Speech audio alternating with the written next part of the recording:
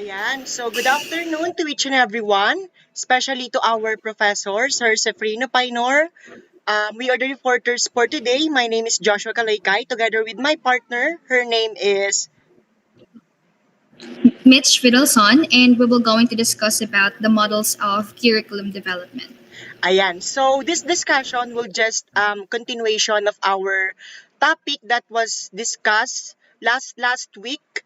And today we will just focusing more on two models of curriculum development, which are cyclical and dynamic models of curriculum development. So without further ado, I just want to give you some heads up or disclaimer.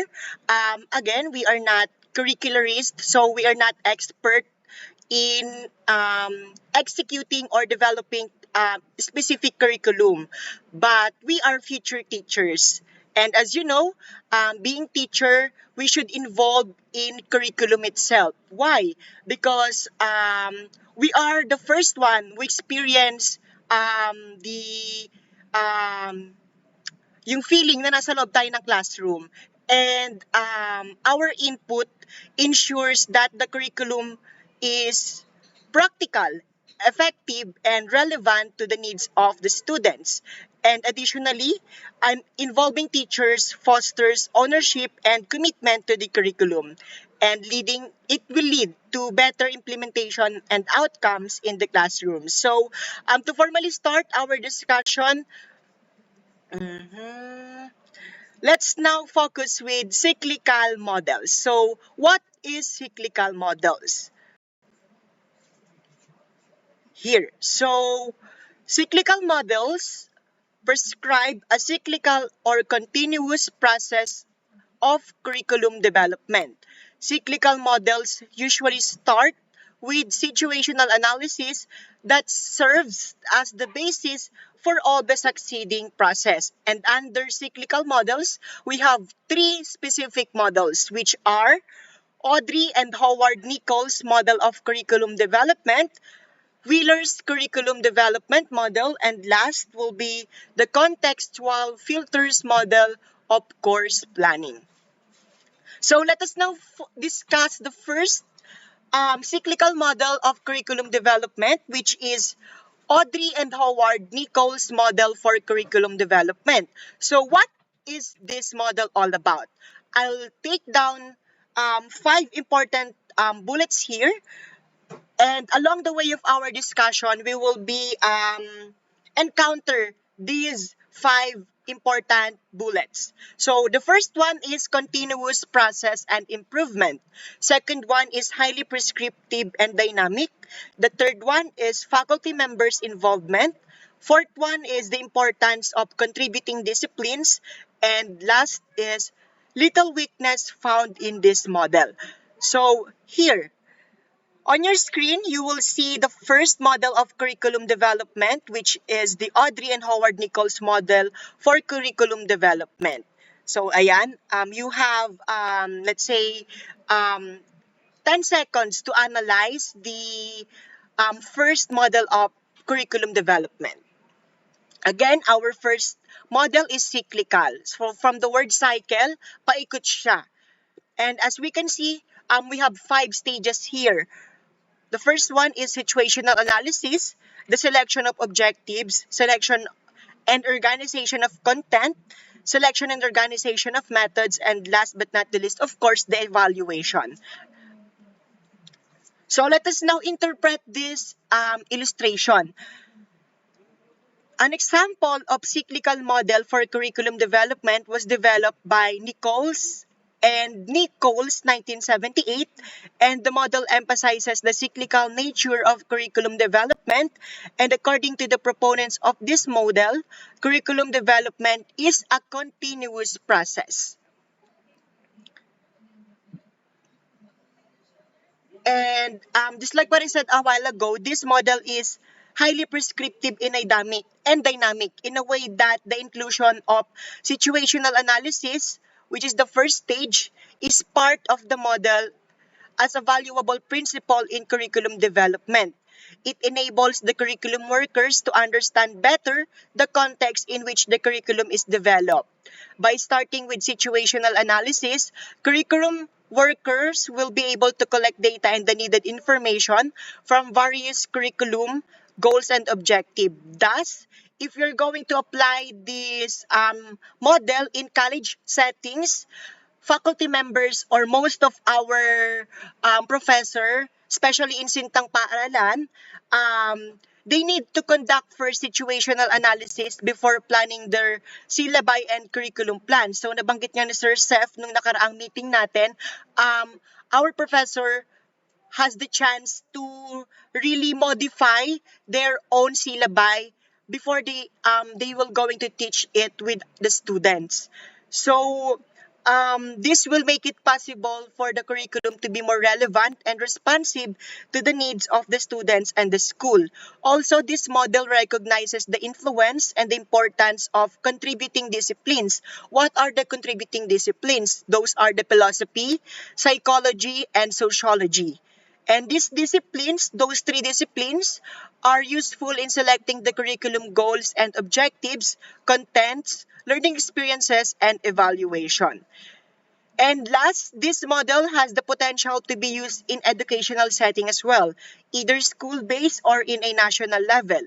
And this cyclical nature of the model also enables curriculum workers in making the necessary changes and adjustments in the total curriculum. And the attribute of this model is helpful for teachers, administrators, and education boards to address curricular issues and propose innovations and changes whenever needed. And this models advocates a curriculum development activity that involves continuous improvement. So, as I also said a while ago that there is a little weakness found in this model. And the possible problem that may occur is that many curriculum workers are used to develop curricula following a linear model. In the Philippines, let's say in our country, curriculum development follows a top-down approach where many curricular decisions are made in the national level.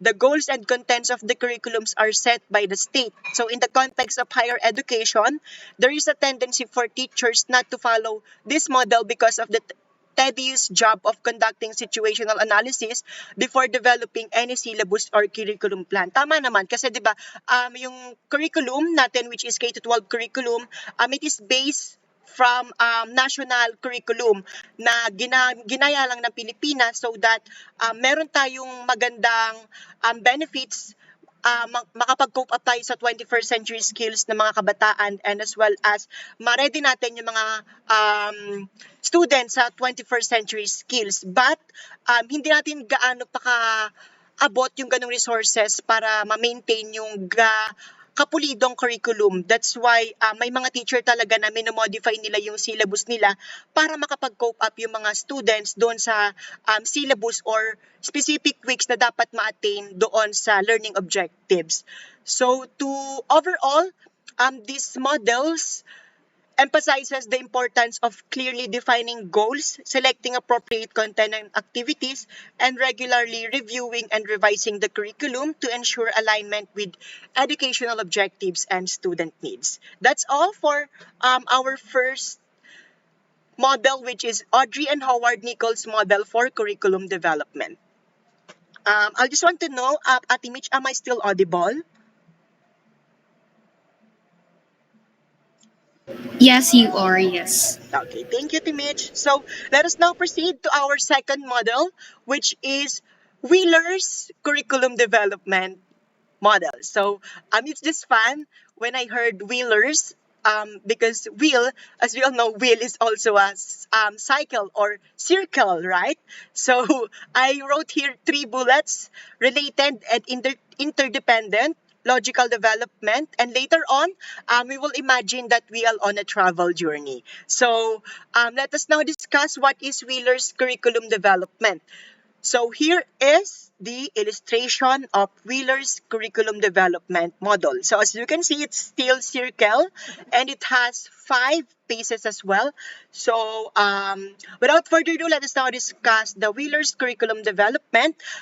It was proposed by David Wheeler, and it is a cyclical model consisting of 4 phases as well.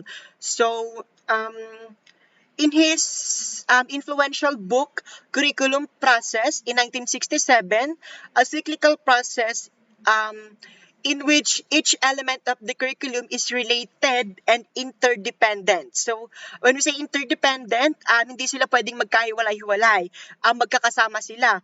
Meaning, this model is rational in nature. Each phase is a logical development of the preceding one. So, you will not proceed to another phase kapag hindi mo siya nadadaanan. Let's say, natapos mo yung aims, goals, and objectives, which is the first phase, and pupunta ka agad sa third phase, which is the selection of content, without proceeding to the second phase, which is the selection of learning experiences, magiging malabo yung kalalabasan ng curriculum. So it is important in Wheeler's curriculum development that you will be dadaanan mo yung bawat phase ng cycle.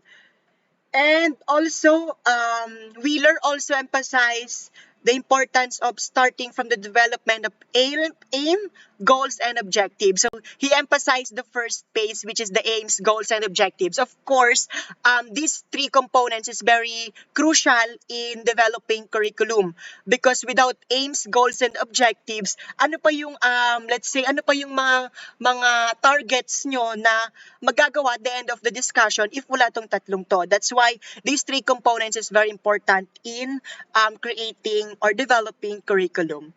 So I hope you still understand our discussion.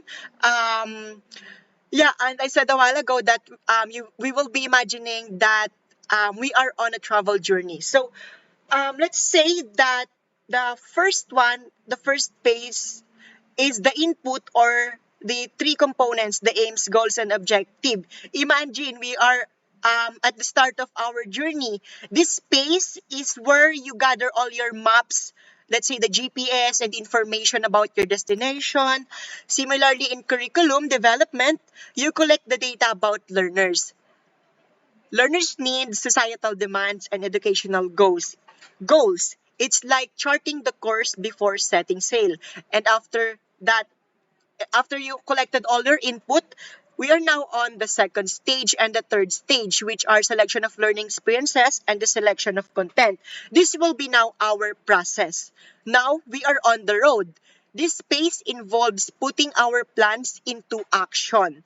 And we decide on teaching methods, learning materials, and assessment techniques based on the information gathered in the input phase. It's like driving along the route you've planned. That's correct because um tama, it's driving along the route you've planned. Yung naplanuhan nating um ruta is dun yung pupuntahan natin. It's like pupunta ka sa isang lugar na mali naman yung pupuntahan mo. Ganun din sa curriculum.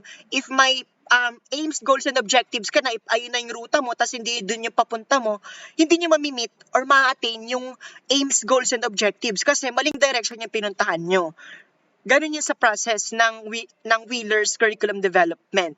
And since you already have now the process and input, that is the time for organization integration of learning experiences and content, the output. This is now the application. And this is now, we've reached our destination or at least a checkpoint. In curriculum terms, this space is about delivering the curriculum. Teachers engage with students using the plan, methods, and materials. It's like reaching a milestone on our journey. And last but not the least is the evaluation or the feedback.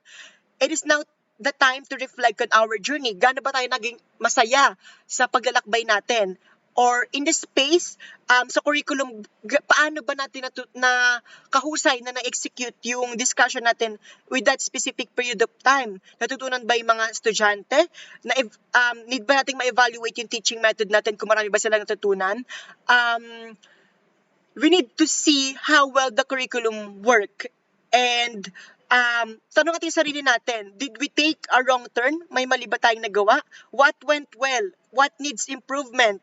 And this feedback informs adjustments and improvements for the next cycle of curriculum development. It's like reviewing our travel experience to plan a better trip next time.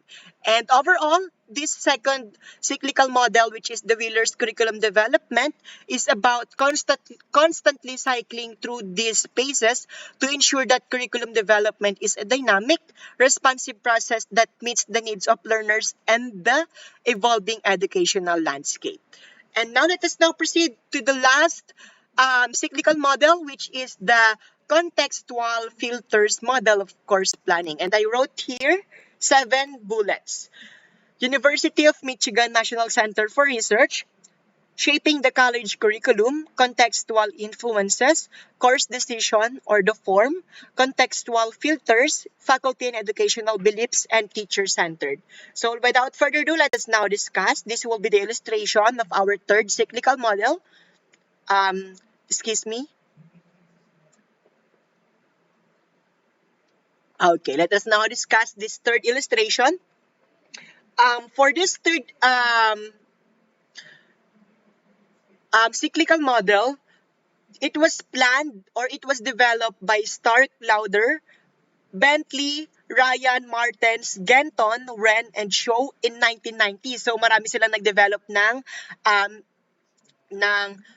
third cyclical model because this is part of their study conducted at the University Michigan National Center for Research to improve their post-secondary teaching and learning.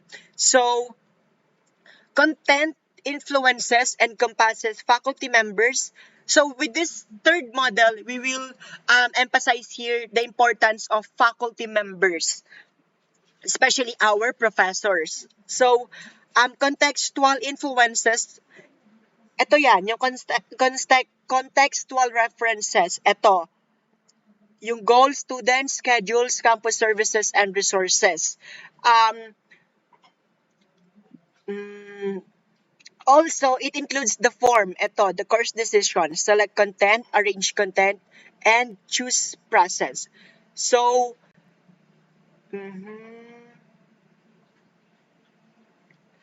this model is based on a research conducted by the proponents on how faculty members in several higher education institutions in the United States plan their curriculum.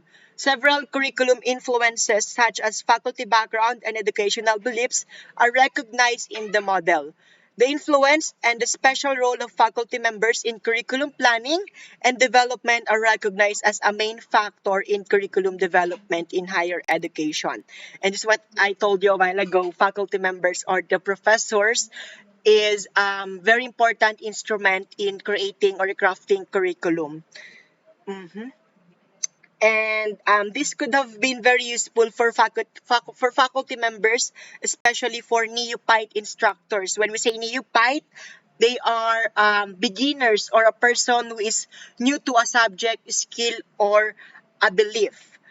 And to sum up the contextual filters model of course planning, it is an approach that considers various contextual factors when designing a course. So there are a lot of factors that can be affect the content and background consideration in the third cyclical model of curriculum development, and it involves filtering course content and methods through different lenses such as cultural, social, economic, and institutional context to ensure relevance and effectiveness. By understanding and accounting for these contextual factors, educators can tailor their courses to better meet the needs and interests of their students while aligning with broader societal and institutional goals.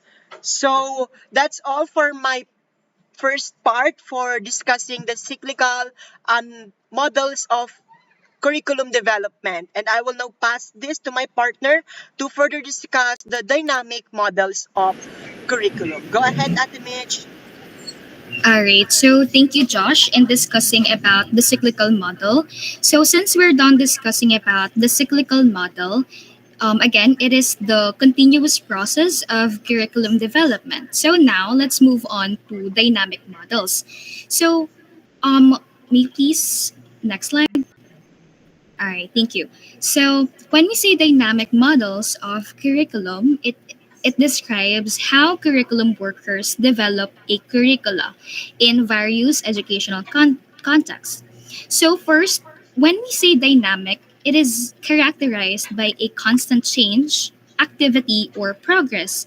This means that dynamic models of curriculum development is an ever changing and evolving process that comes about a result of the needs, interests, and abilities of the students.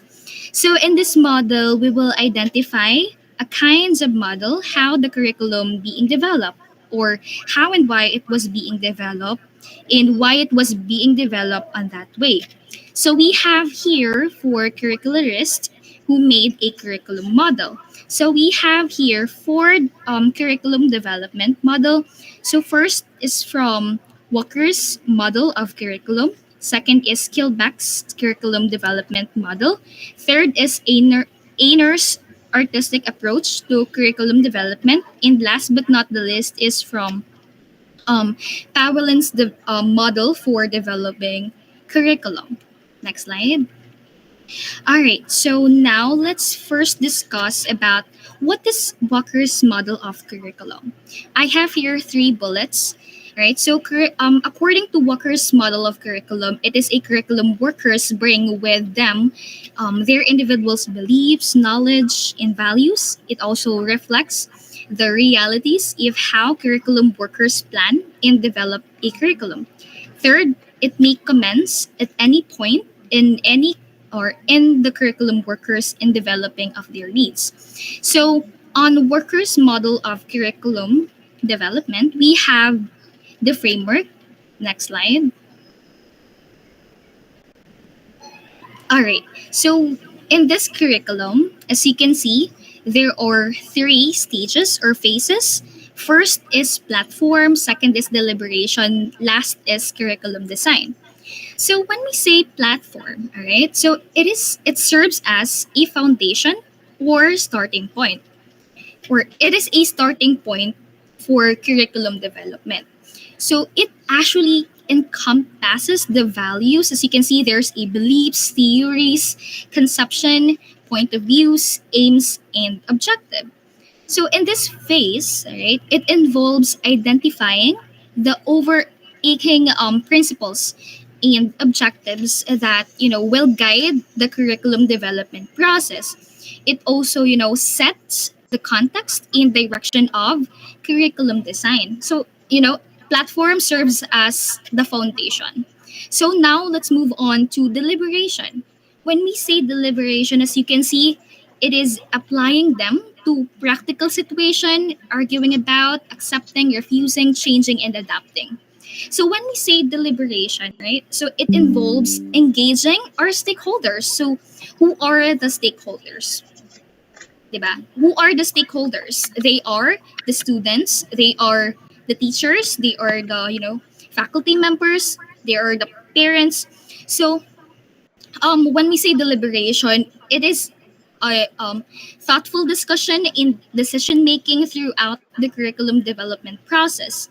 So in this phase, we emphasizes the collaboration and communication among educators, administrators, students, parents, and other relevant parties. It actually entails, considering various perspectives such as debating ideas and reaching consensus on, key issues related to curriculum content, pedagogy, assessment, and implementation. So next is curriculum design. So when we say curriculum design, right? When we say curriculum design, it is a phase focuses on translating the platform in deliberative discussion into a concrete plan. So, curriculum design, dito na papasok yung mga deliberation, nandun na rin yung platform itself. So in this phase, we aims to create a coherent and comprehensive curriculum that aligns with the goals and values. It identified the platform and reflects the input and insights gathered through deliberation. So together, this three components of dynamic, all right, process, it actually guides the educator. So we as an educator and future educator, we need to create a curriculum that is responsive to the needs of our learners, reflective of the values and goals of the educational community, and conducive to meaningful teaching and learning experience. So that is from Walker's curriculum development. So now let's move on to what is Skillback's curriculum development model. So it actually includes a situational analysis that involves gathering from school society and learners. It also, situational analysis provide a strong basis for making curricular decisions for all the succeeding phases of curriculum development. So, like Walker's development model, we also have the framework. All right. So, as you can see, there are words. At first, there's situational analysis to goal formulation to program building to interpretation and implementation. Last is monitoring, feedback, assessment, and reconstruction that goes through or affect the situational analysis. So when we say situational analysis, it is the initial phase that involves conducting a comprehensive analysis of the educational context. So, it includes or it takes consideration sa ating mga learners, ano yung mga available resources natin, ano yung societal expectation natin. From the word itself, situation analysis, we need to take consideration kung ano yung nasa surrounding natin. And most importantly, or the crucial part, is our learners. Societal expectation and relevant policies. So, it aims to identify the strengths, the weaknesses, the opportunities, the threats. So, it is the SWOT analysis, kumbaga. Again, it is the strength, weakness, opportunities, and threats that, may influence curriculum development. So now, since we already identified the situation, we already analyzed the situation. Now we will go forward to the goal formulation. So in this stage, the stakeholders collaborate to establish a clear, measurable goals and objective for the curriculum. So this actually includes defining the desired learning outcomes. What is the learning outcomes? We need to identify the knowledge, skills, and the attitudes of the students should acquire. And we need to align these goals with broader educational aims. So now, let's move on to program building. So in program building, when we say program building, it is the one's goals are established. Educators design the curriculum program, which actually includes the selecting appropriate content. For example, our students, for example, we are teaching elementary students, and and for example, we are a math teacher, but we will going to discuss about algebra sa mga elementary students. So it's not aligned. We need to provide an appropriate content. We need also to provide a pedagogical approaches and learning activities. So program building, it involves organizing or organizing learning activities, the curriculum in a coherent and logical manner, ensuring the alignment with the goals and objectives identified in the previous stage, like yung situational analysis, yung goal formulation. Now let's move on to interpretation and implementation. When we say interpretation and implementation, in this phase, we will going to focus on interpreting the curriculum program, right, and implementing it, in educational setting. we as an educators, um, we need to communicate the curriculum to teacher and other stakeholders, providing their guidance on how to deliver content and engage students in learning activities effectively. Next is monitoring, feedback, assessment, and reconstruction. So in this phase, right, based on monitoring findings, feedback, it is provided to our stakeholders to inform decision making and guide adjustments to the curriculum.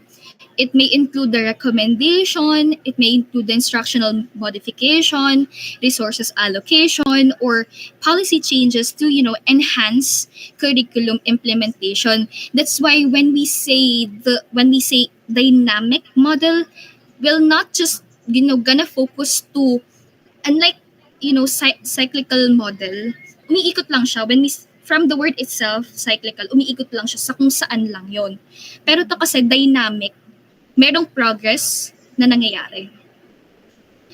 So, now, skill-backed curriculum development model provides a systematic approach to, curriculum development, wherein it emphasizing the importance of analysis, collaboration, monitoring, and continuous improvement to create curriculum that meets the needs of learners and achieves educational goals.